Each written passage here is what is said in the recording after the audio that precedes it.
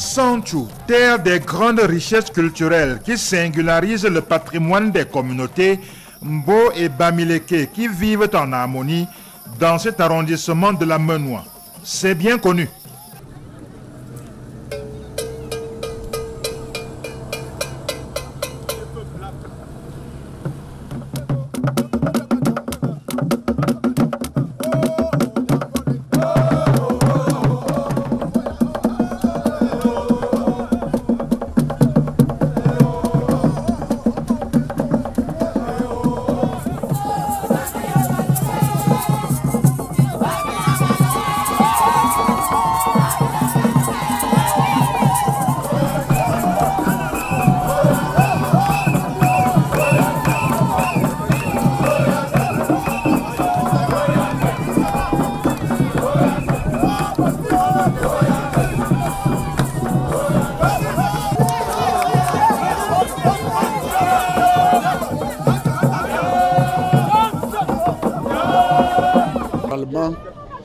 Quand il y a des grandes cérémonies, les chefs sans zouk, quand ils sortent dans leur loge, ils sortent avec cette possession. Devant une jeune fille et un monsieur avec un attroupement traditionnel.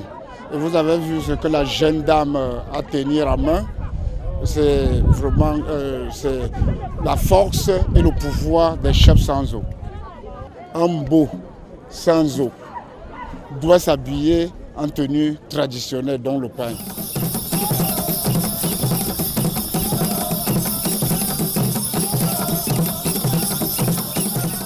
À côté de ces attraits culturels, la ville de Santhiou a les pieds dans l'eau. Il faut y séjourner en saison de pluie pour se rendre compte que les eaux d'inondation agressent sérieusement les quartiers populaires et résidentiels, obstrue les voies d'accès des édifices publics et des domiciles privés. Même en surmontant les abords des bâtiments, rien ne va.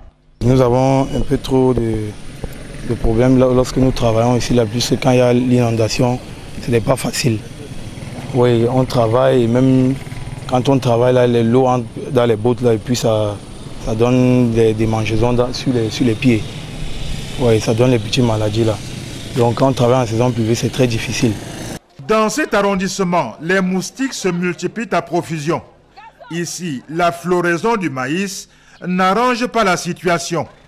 Et les conséquences au plan de la santé sont préoccupantes. Ces flaques d'eau, justement, qui sont le foyer de prolifération des moustiques, font que ce n'est pas des sites que nous allons pouvoir résoudre le problème du paludisme. C'est à ce moment précis que je m'adresse à la population que, face à cet état de choses, qu'elle puisse faire un effort déjà pour, dans la mesure du possible, drainer les eaux. Parce que c'est les eaux stagnantes qui sont justement responsables de tous ces problèmes.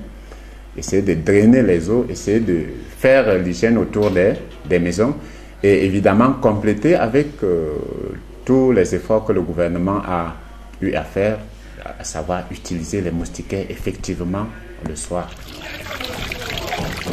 Et si nous parlions de l'eau potable dans la ville de Santhiou? Pas grand-chose à se mettre dans le gosier. Les populations ont sérieusement soif de l'eau de bonne qualité. Certes, l'État a jusqu'ici consenti beaucoup de sacrifices pour financer la construction et l'aménagement des points d'eau. Mais les résultats n'ont pas été concluants. Le pouvoir public ont toujours investi dans ce secteur dans le souci d'améliorer, de résoudre ce problème d'eau potable. Malheureusement, la géomorphologie du sol est tellement compliquée à Santhiou que tous les forages qu'on a entrepris, qu'on a réalisés sur le budget, sur le crédit public pour améliorer les conditions de vie, se sont avérés un échec total. Pas échec total parce que l'eau ne coule plus, mais échec total parce que après l'étude de l'eau qui coule, on se rend compte que c'est toujours une eau polluée, c'est toujours une eau non buvable. Sur le fait que le sol a des produits, présente une composition avec des produits qui ne sont pas bien pour la santé. Normal donc que le marché de l'eau potable prospère à Santhiou. À bord des véhicules ou sur des motocyclettes, des esprits ingénieux font des tours à la localité voisine de Melon pour ramener de l'eau proposée à la vente sur place. Parallèlement, les plus nantis s'approvisionnent sur le marché des eaux minérales ou multiplient tout simplement la visite des nombreux points de Bacchus de Santou. Heureusement, ce n'est pas une fatalité pour cet arrondissement gâté par la nature. Aller chercher de l'eau sur les flancs des montagnes qui ceinturent la localité commence à s'inscrire dans les préoccupations quotidiennes. Vous avez environ 10 forages dans la localité qui n'ont pas réussi. Certains produisent l'eau vraiment souillée et semblable à la rouille, donc la nappe d'eau de Santou est vraiment polluée. C'est pourquoi nous avons donc travaillé avec un expert qui nous a donc proposé de capter l'eau par gravité à la montagne dans le village Échoc, appelé Échoc, et offrir l'eau à plus de 30 000 personnes dans la localité de Santou. On demande encore beaucoup de prières à la population de Santou pour que la souffrance cesse. Ça cause beaucoup de maladies. On était à l'hôpital et les statistiques sont vraiment difficiles à accepter. Comme vous le constatez, en matière d'accès à l'eau potable, l'horizon n'est pas complètement fermé à Santou.